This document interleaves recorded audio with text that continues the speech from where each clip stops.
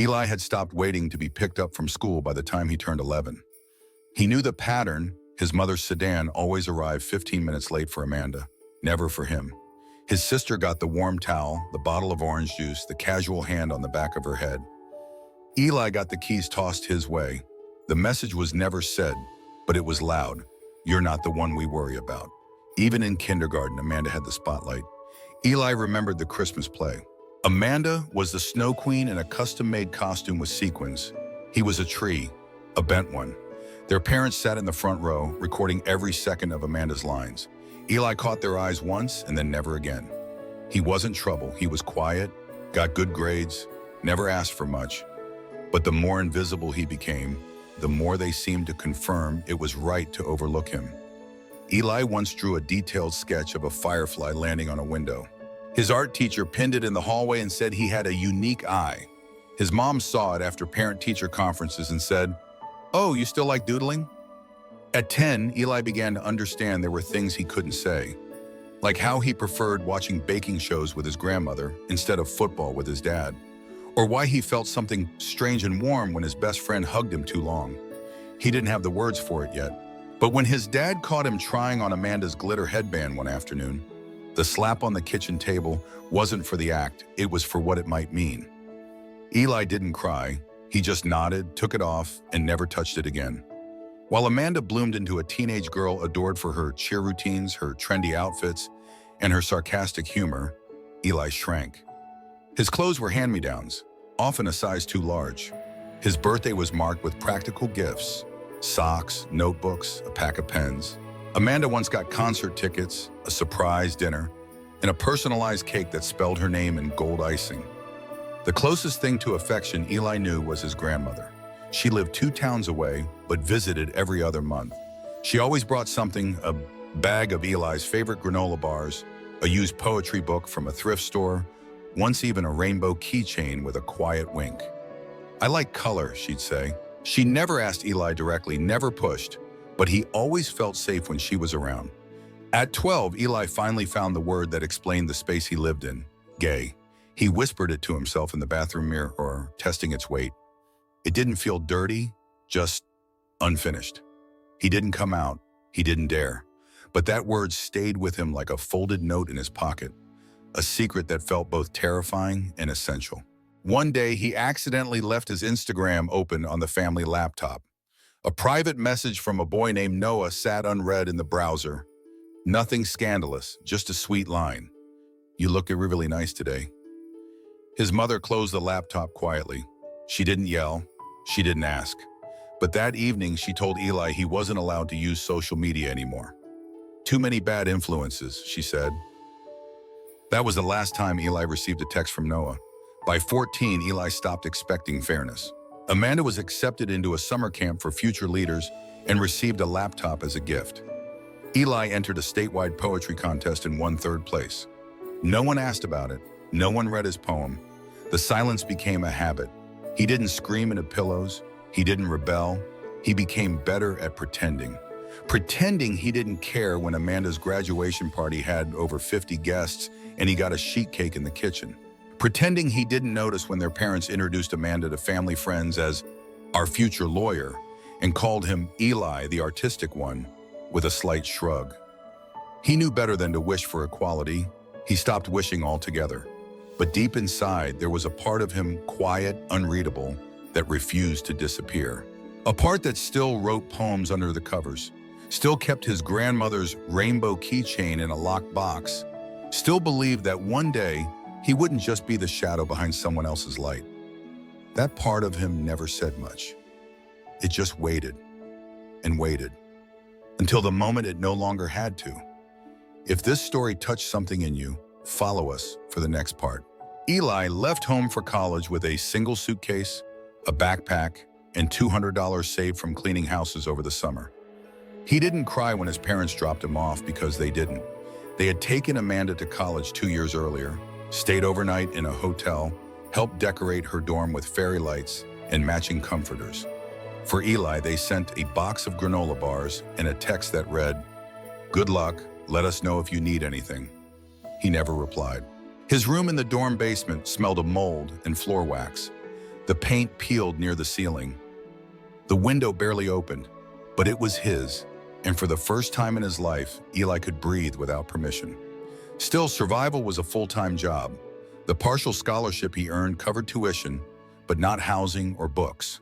So Eli took 3 jobs: library desk assistant, janitor at the student center, and weekend math tutor. Each morning started at 5:15 with a mop in his hand and ended near midnight with a calculator and a thermos of black coffee. He kept to himself, not out of shyness, but conservation. Words cost energy, and Eli had none to spare. He wrote in journals instead, sometimes in the quiet corners of the library, sometimes between shifts. His stories weren't grand. They were about people like him, those who existed in the spaces no one looked. Quiet characters who made silent choices and survived in unnoticed ways. Amanda, meanwhile, posted smiling photos from campus socials, tagged in rooftop bars and sushi dinners, her captions full of hashtags and motivational quotes. Their parents funded it all: tuition, rent, car, clothing. She called once a month to check in. Really, it was to brag. Mom says I might get a summer internship in marketing. They think I'd be great in PR. Eli didn't mention that he'd already landed an unpaid internship with a small audit firm after submitting a 12-page research proposal on nonprofit funding discrepancies.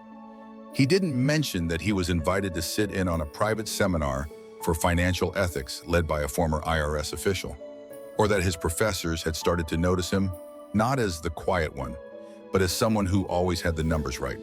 He didn't mention any of it. Because when you grow up being told not to show off, even your victories feel like burdens. But not everyone looked through him. Professor Ramsey, who taught advanced reporting and analytics, once stopped him after class and said, "Eli, you don't just follow instructions, you see the systems underneath. That's rare." The compliment unsettled him. Praise wasn't something he knew how to hold. He smiled once quickly and walked away. One night, Eli stayed late in the business building, helping organize old files for a visiting alumni event. As he emptied the trash, he heard laughter from the hallway. Amanda's voice. She didn't see him, but he heard her clearly. He's probably in a corner somewhere doing his little spreadsheet magic. Honestly, it's kind of sad. He works like 10 jobs and still acts like he's better than us. The laughter that followed wasn't cruel, it was casual, familiar. That hurt more. Eli didn't react, just finished the trash run and went back to his room. But that night, for the first time in months, he cried. Not because of the insult, but because for a second he had believed they had changed. That maybe time had given them perspective. That maybe his family would finally see him for more than the space he didn't take up. The next morning, he got up at 5 o'clock as usual. He swept the dorm hall, opened the library at 6:30, and then headed to his 8 o'clock accounting lab. As he sat through the lesson, a quiet thought settled in the back of his mind. Not bitter, just solid. I'm not doing this to be noticed anymore. That shift changed everything. Eli applied for the Weston G. Brandt Scholarship 3 weeks later. He didn't tell Amanda, didn't mention it in the family group chat that had been silent since his last birthday. The scholarship was for students who showed exceptional perseverance and leadership in finance, especially those without full financial support. It required an essay, 2 recommendation letters, and proof of academic excellence. He had all 3. His essay wasn't about achievements. It was about mop buckets, about sweeping floors in silence while classmates went home for the holidays, about calculating the cost of living in an apartment too small to turn around in, about choosing honesty over convenience, clarity over comfort, and building a future brick by brick while the world looked the other way. When he emailed the final application just before the deadline, he didn't expect much. Then a week later, Professor Ramsey pulled him aside after class. "I sent in your recommendation. You didn't ask, but I knew you'd need it." Eli blinked. "I just want you to know," the professor continued, "you're not invisible. Not here." That night, Eli went home and opened the old wooden box that once held his grandmother's rainbow keychain. He hadn't touched it in years. The metal had dulled, the paint chipped, but it still fit in his palm like something sacred. He placed it gently on his desk, and for the first time, let it sit in the light. Eli read the email 3 times before he let himself react. "Congratulations. You've been selected for the Weston G. Brandt Scholarship Award, recognizing resilience, academic excellence, and character beyond circumstance. He didn't shout, he didn't jump. He just sat still in his small room, the hum of the radiator filling the silence as his hands trembled slightly on the keyboard. Then, as if afraid it would disappear, he copied the email into 3 different folders, took a screenshot, and saved it to the cloud. It wasn't just the $100,000, it was what it meant. That all the mornings spent pushing mops while classmates still slept, that every hour tutoring kids whose parents called him the quiet one without learning his name, that the decision to stay when everything told him to give up, none of it had been wasted. Attached to the acceptance packet was an invitation to attend the national recognition ceremony in Chicago. There was also a sentence, bolded and warm, "You are welcome to bring 2 guests to celebrate this achievement." He read that line again, then closed the laptop. 2 guests. Eli thought of Professor Ramsey, of the librarian who kept his shift open when he was sick, of the kid from his tutoring class who'd mailed him a hand-drawn thank you card. But none of them were labeled family. And this was supposed to be for family. That night, he didn't sleep. He wrote a draft message to Amanda, then deleted it. He imagined what their parents would say. "Wow, you finally did something big," as if everything before had been invisible. He told no one, not until the local paper featured his name in an article titled, "From Janitor to Top Scholar, Local Student Wins National Finance Award." The phone rang 3 times that night. He didn't pick up. Then came Amanda's text. "Mom saw the article. She wants to come to the ceremony." Then a second one. "Actually, we all do." Eli stared at the screen. All, as in the people who had skipped his science fairs, forgotten his birthdays, ignored the essays taped to the fridge next to Amanda's B+ report card. His mother called the next morning. She sounded sweet, too sweet. "Eli, we're so proud. It's been a long time, hasn't it? We thought maybe you were just figuring things out." He didn't correct her, didn't say, "I've always known who I was." Instead, he said, "The invite only allows 2 guests. A pause. "Well, of course it should be your parents, right?" Right. The same people who had never once asked why he never brought a girlfriend home, who confiscated his phone when they found out about Noah, who called him confused for years and never said sorry. He didn't respond right away. He said he'd think about it, then hung up and walked 4 blocks in the cold just to clear the weight from his chest. For a moment, he considered not going, letting the whole thing fade away like every other moment he'd buried. But that thought passed quickly. This wasn't about them. This was about what he had done. Alone. He booked his own flight to Chicago, paid with money from 3 months of tutoring and his last paycheck at the student center. Bought a simple black suit secondhand and had it tailored for $25 by an old woman who said, "You wear this like someone who's about to be seen." He didn't tell anyone what day he was flying, but someone else did. When Eli arrived at the Grandview Hotel in Chicago, his name was already at the check-in desk. "And your guests?" the woman asked politely. He froze. I didn't confirm anyone." She glanced at her list. "Your sister already checked in under your reservation, along with 2 additional guests." His breath caught. Amanda, his parents. They hadn't waited for an invitation. They had inserted themselves. Again. In the elevator, Eli stared at his reflection in the brass mirror. Not the boy with chipped glasses and a silent mouth, but not yet the man he wanted to be either. He felt like something in between, like a truth not yet spoken. That evening, he skipped the welcome reception. He sat by the window of his hotel room, overlooking the glimmer of the Chicago skyline. In his hands was a folded note he'd packed last minute, his grandmother's handwriting in fading ink. "You don't need a crowd to matter. You just need the courage to stand." He had packed it for strength. Now it burned in his palm. The next morning, when he walked into the auditorium for the ceremony, the host greeted him with a smile. "We're so honored to have you here, Mr. Garvey. We've heard your story. It's as one of the most powerful this year." Eli thanked him, heart thudding against his ribs, but it wasn't the stage that scared him. It was knowing his parents would finally be watching. Not to support, but to claim, to say, "Look at what we raised," after years of pretending he didn't exist the way he truly was. When the names were called, when Eli's name echoed through the hall, and applause rose like a wave, he stood slowly. he stepped into the spotlight and planned to speak not for the people in the front row, but for every kid who had ever been told, "You're too much, not enough, or better off silent." He was done being silent. The stage wasn't as wide as Eli had imagined.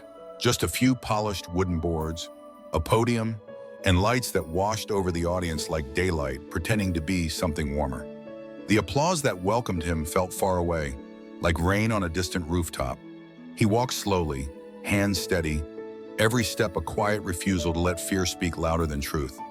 When he reached the microphone, he didn't clear his throat or fidget. He didn't scan the room for familiar faces. He looked past the rows of chairs, beyond the sea of strangers in well-pressed suits, and then he began. "I wasn't supposed to be here." His voice wasn't loud, but it carried. The room settled. Even the clinking forks at the back of the banquet hall stilled. "I wasn't raised to be a leader, or praised for being different. I was the quiet kid in the background, the one who cleaned classrooms to pay rent while classmates traveled on spring break. The one who studied under flickering dorm lights after janitor shifts. The one who never got asked if he was okay." A pause. "I was also the gay kid in a home where silence was a language, where love had conditions, where being seen was a privilege given to someone else." He didn't raise his voice, he didn't cry, he just told the truth. "I know what it feels like to be dismissed, to be told you're strong only because no one ever offered to help. I've lived most of my life trying to earn what others were given freely: respect, dignity, family." He glanced toward the front row then.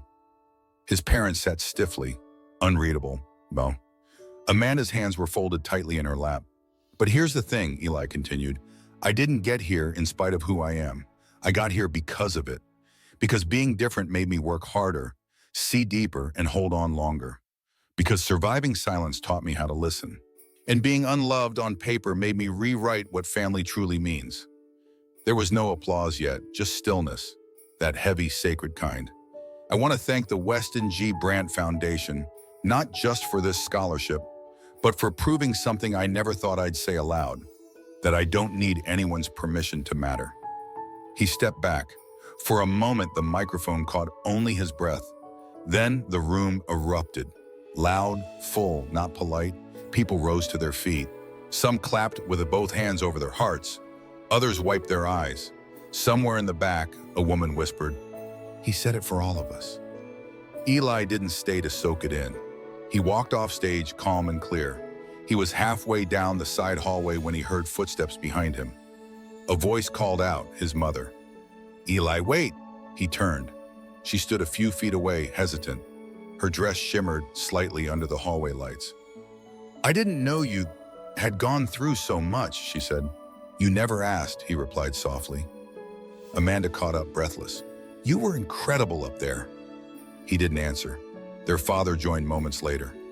"We're proud of you," he said, but the words hung awkwardly, like clothes on the wrong hanger. Eli looked at them, the people who raised him, the people who forgot him until he was headline-worthy. "I spent years wishing you'd be proud of me," he said. "But now that I'm here, I don't need it anymore." His mother looked down. Amanda whispered, We didn't mean to hurt you." "You didn't have to mean it," Eli said. "You just had to notice, and you didn't." They stood in silence.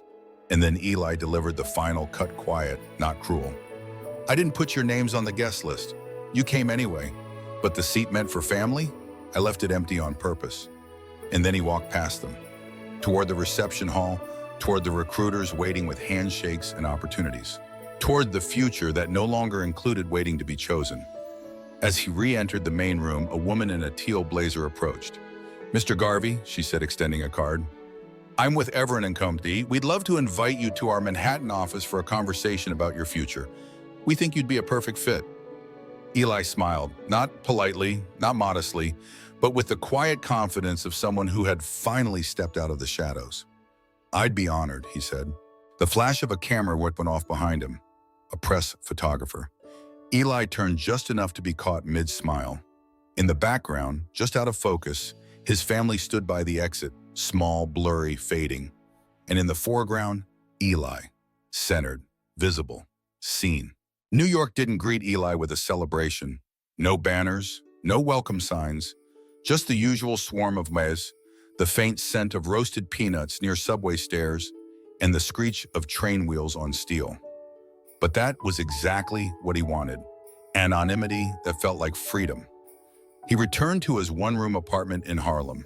The window still faced a brick wall, and the radiator still hissed like it resented being awake. But the space felt different now, not bigger, but fuller. A desk by the window was now stacked with job offers and a calendar filled with interviews. The worn envelope containing the scholarship confirmation sat framed above his bed. Eli's first day at Everett & Co. was uneventful in the best way. He wore his tailored suit, carried a used leather briefcase he had found at a secondhand bookstore, and rode the subway with a thermos of coffee in one hand and a bookmarked finance manual in the other. No one knew he had once cleaned bathrooms for tuition. No one asked, but every step inside that polished glass building echoed with purpose. Weeks passed, then months. Calls from his mother came and went, short and neutral. "How's work? Is it cold up there?" Sometimes Amanda sent photos of her new job at a nonprofit in Seattle, always careful not to mention their parents. Eli replied when he felt like it. No more, no less. He wasn't angry, just distant in a way that felt earned. He built something quiet but solid: mentorship circles, a growing savings account, a weekend ritual of baking banana bread and watching foreign films. He didn't need more. He didn't want more. Until a package arrived. There was no return address, but the handwriting on the front was familiar. Feminine, rounded, his mother's. Inside was a single item, a sealed envelope, and beneath it, a folded scarf. His grandmother's, knitted years ago in burnt orange and soft gray, the colors of autumn. The fabric still smelled faintly like eucalyptus and sugar cookies. With careful hands, Eli opened the letter. "Dear Eli, I found this in Mom's things a few weeks after the ceremony. I didn't know she had written it until then. She never sent it. Maybe she couldn't. Maybe she was afraid of saying it out loud. But she kept it folded into her journal, under your old school photos. I'm sorry it took me this long to pass it on. Amanda." His hands paused, then unfolded the second letter. "Eli, I know I've said very little over the years. Too little. And I don't expect this letter to undo what silence built. But I see it now, all of it. The nights you spent alone, the moments I looked the other way, the way you kept showing up, even when I gave you nothing in return. You were never the easy child, Eli. Not because you were difficult, but because you made me face the truth about myself, about my fear, my ignorance, my failure to protect what I didn't understand. I watched your speech online, twice. I cried both times, not because you were harsh, but because you were honest. I never said I was proud of you. So here it is. I am. Not for the award, not for the bois, but for the way you kept your heart alive when I gave you every reason to close it. I don't ask for a response. I only ask that you keep going. Love, Mom." Eli didn't cry, not immediately. He sat still for a long time, the scarf in his lap, the letter on the table. Outside, the light shifted against the window, casting slow-moving shadows across the floor. And inside, something softened. Not a healing, not yet, but a beginning. Later that night, Eli stood on the rooftop of his apartment building, scarf wrapped loosely around his neck. The city buzzed below, loud and tireless. But he wasn't afraid of being small in it anymore. Because now he knew. He had built his life from the silence. And now even the silence had started speaking back. Have you ever received words you waited your whole life to hear? Or are you still waiting? Let us know in the comments. Your story might inspire someone else to keep going. Subscribe for more stories like Eli's. Stories of resilience, truth, and finding the light even when no one's watching.